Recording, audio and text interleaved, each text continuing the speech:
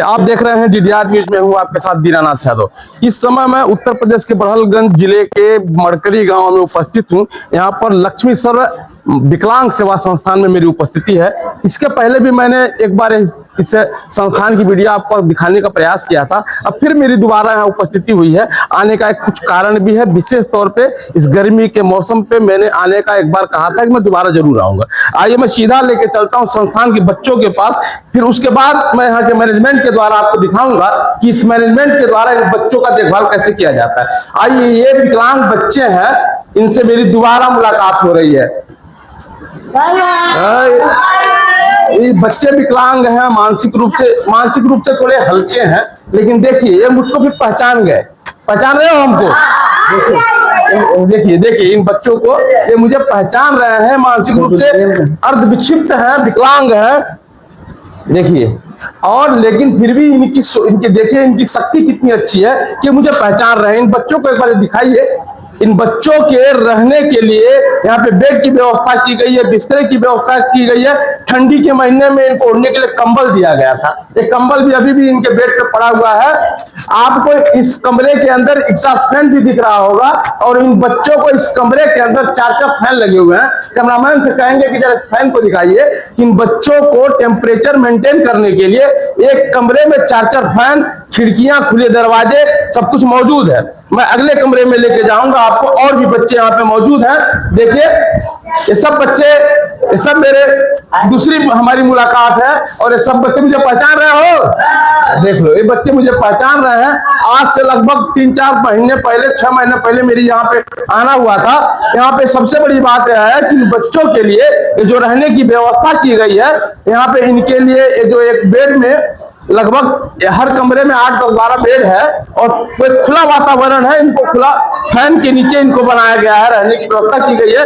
मेरे सामने बैठे हैं इस संस्थान के प्रबंधक देवराज सिंह। आइए मैं सीधा आपको उनके पास लेके चलता हूं, और मैं बताना चाहता हूं कि इन बच्चों का देखभाल, रहना, किस तरह की इनकी क्या व्यवस्था होती है।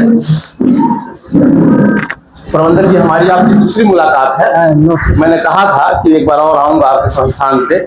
क्या कहना चाहेंगे, संस्थान में क्या विकास हुआ है, पहले से क्या बेहतर चल रहा है? सर विकास धीरे धीरे हो रहा है, और सर थोड़ा कुछ कमियां हमारे संस्था में अगर सहयोग और ये रहेगा, और बच्चों की जैसे रूम की व्यवस्था और पठन पाठन की व्यवस्था अगर और आगे बढ़ाई जाती है तो इन बच्चे और हमारे बढ़ेंगे। अभी तो एफसीटी हमारे 50 बच्चों की है। अभी बच्चे कितने मौजूद हैं? अभी सर वर्तमान में 46 बच्चे हमारे पास हैं। 46 बच्चे मौजूद है, लेकिन सुनने में आया 4 बच्चे भी आपके कहीं से और भी आ रहे हैं। हाँ, बाहर से आ रहे हैं, तो सर अगले सत्र के लिए वो एम्प्लॉय होंगे, अगले सत्र के लिए आ रहा है। अभी मैं जब आ रहा था मेन रोड से, तो ये आपके संस्थान के और लगभग कुछ दूरी में ही एक रास्ता बड़ा कच्चा है। जी सर, एक बहुत दिक्कत है सर। क्योंकि सर हमारे यहाँ अगर बरसात हो जाए, अगर बाढ़ आ जाए, कोई अगर ज्यादा दिक्कत हो जाए, तो अगर हमारा बच्चे था, ये मानसिक बच्चे सर कभी बीमार पड़ सकते हैं, उनको कभी भी अस्पताल ले जाए, तो सर कठिनाइयां हम लोग इस पे झेल रहे हैं सर। हाँ, सबको फोकस इस पे होना चाहिए कि बच्चे अनाथ हैं, बार बार अगर बरसात हो जाए तो ये बच्चों को कंधे पर लौटा करके, अक्सर रात में बच्चे बीमार पड़ते होंगे, होते होंगे, उस समय आपको अस्पताल इनको लेके जाना पड़ता होगा। तो आपके पास रास्ते की सबसे बड़ी समस्या है क्या है? और सर बरसात के सीजन में दिक्कत आती होगी। जी सर, बरसात और बाढ़ में भी दिक्कत होता है सर। ये बाढ़ क्षेत्र भी है। जी सर, और इस पे सबको फोकस करना चाहिए। ये हमारे कच्छांचल और पूर्वांचल में ऐसे हमारे एक संस्था है, अनाथ बच्चों की संस्था, वो भी मानसिक बच्चे हैं कि ये नहीं कि हम किसी को पकड़ के, हाथ पकड़ के रोड पे ले जाएं। सर हम बिना कंधे पे, बिना वाहन के बच्चे मत नहीं जा पाएंगे वहाँ पे। अगर सरकारी तौर पे देखा जाए तो समाज कल्याण विभाग, ब्लॉक प्रमुख फंड, विधायक फंड, प्रधान की निधि, ये सारे निधि, जिला पंचायत निधि, ये जो बड़े बड़े जो कद्दावर नेता होते हैं, चुनाव के समय पे अपना बड़ा बड़ा जलवा भी खेलते हैं, कभी उनको आना चाहिए, देखना चाहिए। बहुत सारा मानसिक बच्चों का क्या समाज, 2560 से लोग आ रहे हैं, 260 से आ रहे हैं, किसी का ध्यान नहीं आकर्षित नहीं सर। मैं बार सर रोडवा बन जाए, रोड नहीं बन रहा है। सर ये समस्या हम लोग झेल रहे हैं, बार रात को कोई दिक्कत हो जाती है, अब बच्चों को कंधे पर लिटाइए, लेकर जाइए रोड पे, गाड़ी वहाँ आएगी, लेकर जाएगी, लेकिन कोई सुन नहीं रहा है सर। समस्या तो जटिल बहुत ज्यादा। अच्छा, अभी मान लीजिए कि आपका क्षेत्र भी थोड़ा कम पड़ रहा है, आने वाले समय में इसके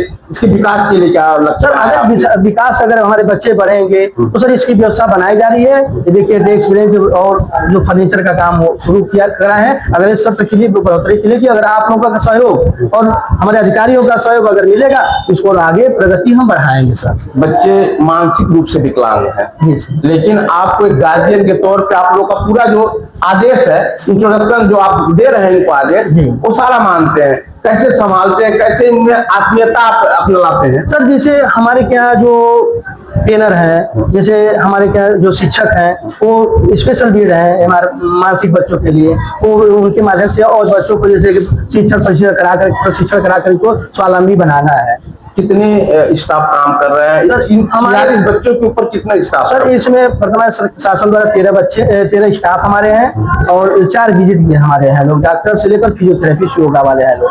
वो समय समय से आते हैं जी बच्चों सर, का? स्टाफ में सर मेरे कोई कमियां नहीं है। हमारे स्टाफ पे घर जैसे इन बच्चों को अपना अपना मान करके ये लोग सेवा कर रहे हैं और सेवा करते हैं सर। अगर हमारे स्टाफ नहीं सेवा करे वो तो हमारा एक सपोर्ट है, हम सपोर्ट करते हैं अपने स्टाफ को। हमारे स्टाफ का ही मदद से संस्था चल रही है, हमारे अधिकारियों के सहयोग से चल रहा है सर। कोई एक स्टाफ जो है मौके पे है जो बात करना चाहेगा 2 मिनट के लिए, नहीं। बच्चों का जो मैपिंग करता है, जो संभालता है, कोई ऐसा नहीं है? सर, अब हमारी नर्स हैं, हमारे अकाउंटेंट हैं, हमारे चौकीदार हैं, कई लोग हैं सर, हमारे रसोइया है सब। संस्थान की जो इसको देख रेख बच्चों की करती हैं एज दी नर्स के रूप में और इन बच्चों के टीचर के रूप में, कैसे बच्चों को संभालना होता है आपसे? क्या सर जो है हम लोग अपने माध्यम से बच्चों को संभालते हैं जैसे लोग समझते हैं। परिवार में माताएं और अन्य परिवार के लोग जब किसी बच्चों को इस तरह का पा जाते हैं तो झुंझलाहट सा महसूस होता है। आप लोग का तो हमेशा ये इन लोगों से पाला पड़ता रहता है, इसको ही लगा लीजिए। आप लोग का तो हमेशा पाला पड़ता रहता है, कैसे मैनेज हो पाता है? बार बार